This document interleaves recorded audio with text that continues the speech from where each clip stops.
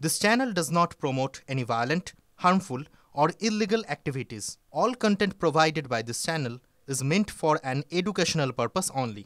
SIR ইস্যুতে নির্বাচন কমিশনকে তৃণমূলের পঞ্চবান, নির্বাচন কমিশন কোনো উত্তর দিল না। না, সব কথা উত্তর দেওয়ার কাজ নয় নির্বাচন কমিশনের। তারা তাদের সাংবিধানিকভাবে যে কাজ দেওয়া হয়েছে সেটা ওনারা করছেন।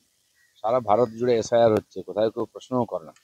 আমি আন্দামান নিকোবর ঘুরে এলাম, সবাই স্মুথলি করছে, সবাই ফর্ম ফিল আপ করছে। সারা ভারতবর্ষে হচ্ছে, 12টা স্টেটে শুরু হয়ে গেছে, কোথাও সমস্যা নেই। এখানে কেন সমস্যা হচ্ছে? আর এসআইআর নিয়ে এত সমস্যা কেন? এরা কি দেশের বাইরে নিজেকে মনে করে? এই মানসিকতাটাই দেশ বিরোধী। 4 ডিসেম্বর মুর্শিদাবাদ সফরে মুখ্যমন্ত্রী, 6 তারিখে পর্যন্ত বেরিয়ে পড়ছে।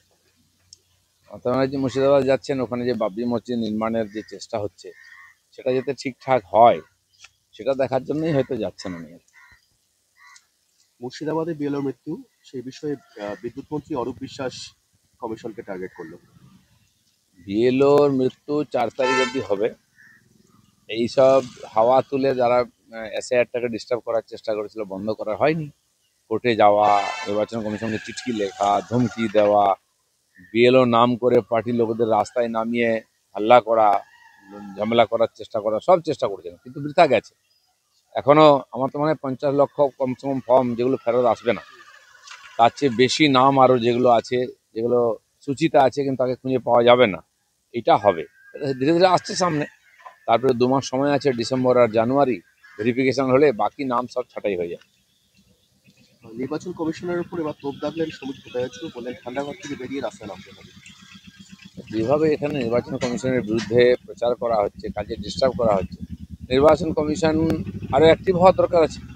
মানুষ কনফিউজ আছে, কারণ কি এখানকার সরকার বিরোধিতা করছে, কোনটা ঠিক লোকে বুঝতে পারছে না। ফর্ম এসেছে, ফর্ম ফিল আপ করতে কেউ না বলছে, কেউ আবার নিজে ফর্ম দিয়ে যাচ্ছে, নিয়ে যাচ্ছে। ব্যাপারটা কী হচ্ছে সাধারণ মানুষ বুঝতে পারছেন না। সেখানে অ্যাক্টিভভাবে এসে সাধারণ মানুষের কনফিউশন দূর করাটাও দরকার আছে, এবং যারা এই ধরনের বিরোধিতা করছে তাদেরকে একবার শিক্ষা দেওয়ারও দরকার আছে। কমিশনের তথ্য অনুযায়ী 27,71,000 ফর্ম জমা পড়েনি। বিজেপির বেঁধে দেওয়া লক্ষ্যমাত্রা থেকে কিন্তু এটা অনেকটাই কম। না না, জমা পড়েনি তো তাতেই সব কিছু নয়। জমা পড়লেই সব ঠিক, তার কি মানে আছে? এবার যখন ভেরিফিকেশন হবে, যারা যোগ্য নয়, ফর্ম তো যে কেউ ভরতে পারে, যদি সম্পূর্ণ না হয়, যথেষ্ট ডকুমেন্ট না থাকে, তাকে ডাকবে কমিশন। তারপরে সেই ফর্মকে ক্যান্সেল করা হবে যদি তারা স্যাটিসফাইড না হয়। সেটা তো আসল খেলা হবে। এসআইআর আবহে নতুন করে চাহিদা বাড়ছে বার্থ সার্টিফিকেটের, ব্যাকডেটেড। তার জন্য স্পেশাল ক্যাম্প করলো কলকাতা পুরসভা। আমি আগেই বলেছিলাম যে অনেক আগের থেকেই এই সরকার এবং ববি হাকিম, ইনারা আরও ওদের যারা নেতা মন্ত্রীরা মিলে ব্যাক ডেটে বহু হসপিটাল থেকে, স্বাস্থ্য বিভাগ থেকে হাজার হাজার বার্থ সার্টিফিকেট ইস্যু হয়ে গেছে, এবং ব্যাপক সংখ্যায় চলছে, টাকা পয়সাও নেওয়া হচ্ছে। এই যে লক্ষ লক্ষ লোককে মানে বেআইনিভাবে নাগরিক বানিয়ে দেওয়ার প্রমাণপত্র দেওয়া হচ্ছে, এটা বন্ধ করার দরকার আছে। নির্বাচন কমিশনকে এটা দেখতে হবে। আমাদের রাজ্য সভাপতি ওদের এটাই বলতে চেয়েছেন যে আরো সক্রিয় হয়ে নির্বাচন কমিশনকে এগুলো নজর রাখা উচিত। আজ রাজ্যে আসছেন স্পেশাল অবজারভার সুব্রত গুপ্ত। 12টা জেলায় স্পেশাল অবজারভার যাবেন। আহ, আমার তো মনে হয় এই শেষ দিকটা জোর দেওয়া উচিত। যোগ্য অনেকে হয়তো ফর্ম পাননি, সেটা হওয়া উচিত। এবং বহু ফর্ম, যেমন মৃত ভোটার 40-50 লক্ষ আছে, তাদের ফর্মটা পরিবারকে দেওয়া হয়নি, কিন্তু সে ফর্মটা আছে, সেই অনেক ফর্ম ভর্তি করে টিএমসি লোকেরা জমা করে দেবে মৃত ভোটারের।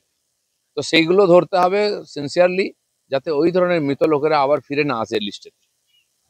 নির্বাচন কমিশন পশ্চিমবঙ্গের ডিজি এবং কলকাতার পুলিশ কমিশনারকে চিঠি দিল নির্বাচন কমিশন, যাতে বিএলওদের নিরাপত্তা নিশ্চিত করা যায়। তাহলে কি মেনে নিচ্ছে নির্বাচন কমিশন যে দেখুন, নিরাপত্তা নেই? বিএলওর আমার মনে হয় না খুব বেশি কোথাও সমস্যায় পড়েছেন। যারা যেতে চাননি এই সুযোগে এক জায়গায় বসে ফর্ম দিচ্ছেন, কিন্তু তারা গেছেন বাড়ি বাড়ি, অনেকে চেয়ে নিয়ে গেছে, ফর্ম ফিল আপ করেছে। ফর্মটা কালেকশন করে জমা দেওয়াটা ওনাদের দায়িত্ব, যেন কোনো অরিজিনাল মানে সত্যি ভোটার যে আছে তারা যেন বঞ্চিত না হয়।